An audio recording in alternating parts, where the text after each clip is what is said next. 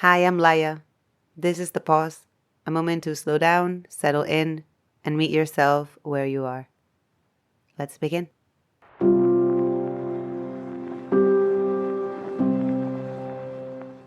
Blackity Black reads, honoring Black stories, joy, and creativity this month and beyond. Hello, and welcome to The Pause. Happy February and happy Black History Month.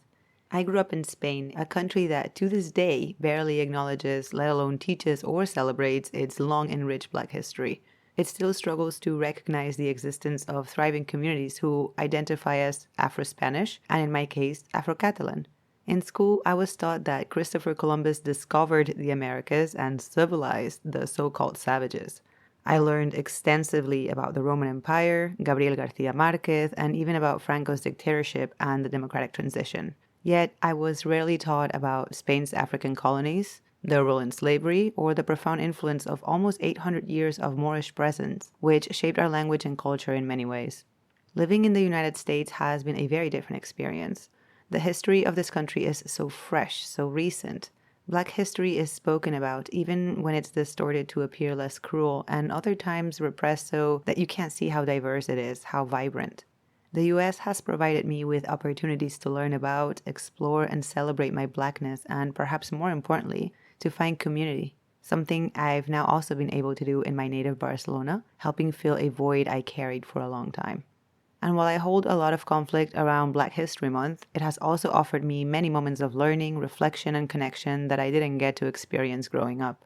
It has introduced me to incredible Black writers, artists, and creatives simply because for these 28 days, the algorithm decides we matter.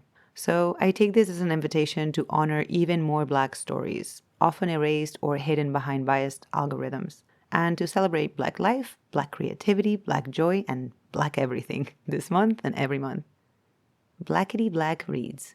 Over the last few years, I've been delving deeper into reading books by Black authors, voices that were never introduced to me growing up.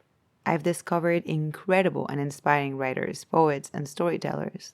Their work, though perhaps not as widely known in the global north, has inspired and transformed me as it has so many others before me and after me, lifting the veil, expanding my worldview, and helping me understand myself on a deeper level. James Baldwin. One of my last reads of 2025 was Giovanni's Room, a tragically beautiful novel set in the 1950s Paris, tender, devastating, and radical. Deesha Philyaw. Her debut short story collection, The Secret Lives of Church Ladies, is sharp, nuanced, and a powerful new contemporary voice. Octavia Butler. If you're drawn to near-future sci-fi that asks moral and philosophical questions, Parable of the Sower is essential, visionary and unsettling in the best way. Elle. Her writing feels like a place to rest. How We Heal offers gentle reflections and affirmations that I return to when I need softness. And Audre Lorde. I've been reading the select works of Audre Lorde slowly this year, dipping into essays and poems as a daily practice, and her language is raw, precise, and uncompromising. It's empowering. Hatred is the fury of those who do not share our goals, and its object is death and destruction. Anger is a grief of distortions between peers, and its object is change. Audre Lorde. Have you read any of these books or authors? Would you recommend any others? In my TBR this year, I have Zadie Smith, Amy Dubois Barnett, Chimamanda Adichie, Melania Luisa Marte, Toni Morrison, and many more.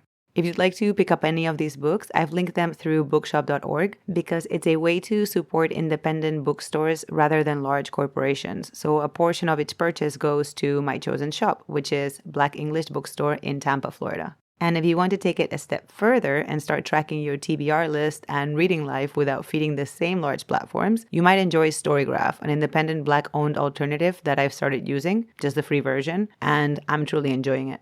So to my Black and melanated brothers and sisters and to our ancestors, may we celebrate and be celebrated this month and every month.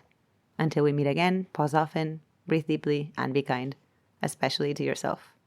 Much love, Laya.